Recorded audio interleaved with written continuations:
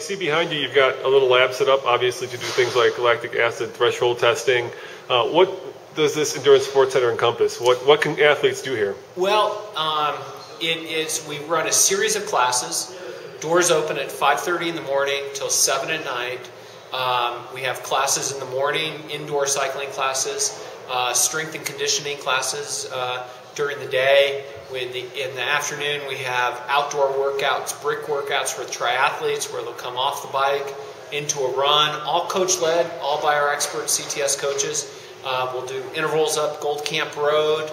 So you have an opportunity to basically jump into any class at any point if you're a member of the Endurance Sports Club, much like a health club, but really oriented for the endurance athlete versus a health club, which is kind of for everybody, but not the endurance athlete.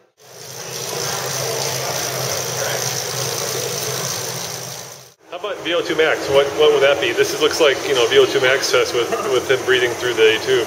Yeah, we use the tube here to measure oxygen consumption and CO2 production. And so the VO2, if you think of VO2 max as a ceiling, that's sort of the maximum amount of oxygen he can consume.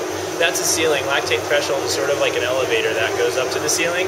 And why we do both is because the lactate threshold shows us how close he is to his ceiling, and VO2 gives us the ceiling. And what we want to do is take the lactate threshold number, train that, and try to increase that.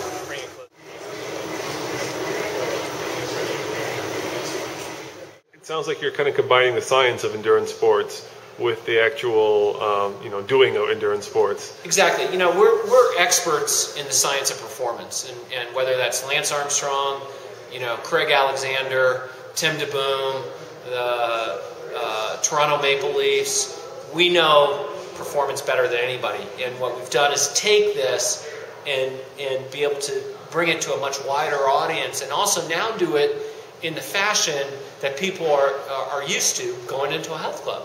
Well, now you're coming into an endurance sports club.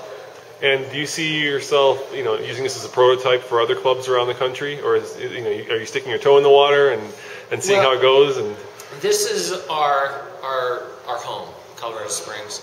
Our next location will open will be next year in California. It's not comfortable. You can adjust it. I just want a nice space. So what's coming up on the screen there?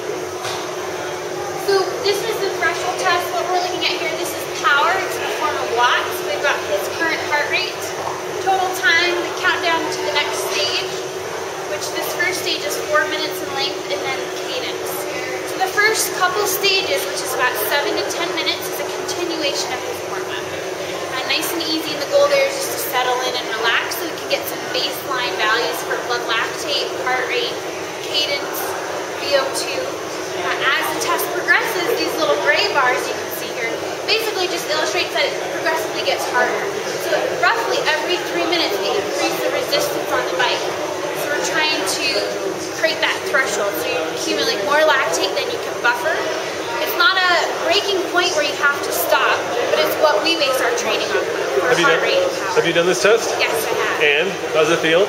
The first part is actually not too bad. It just feels like you're climbing a steeper and steeper hill, and we're just progressively getting harder. The VO2 max test, which is at the other end, at the end of this test, it's another story. It's not fun, but it's short and sweet. So it's, once you finish, you feel like, oh, I could have gone another minute. You always feel like you could give it a little bit more once you're done.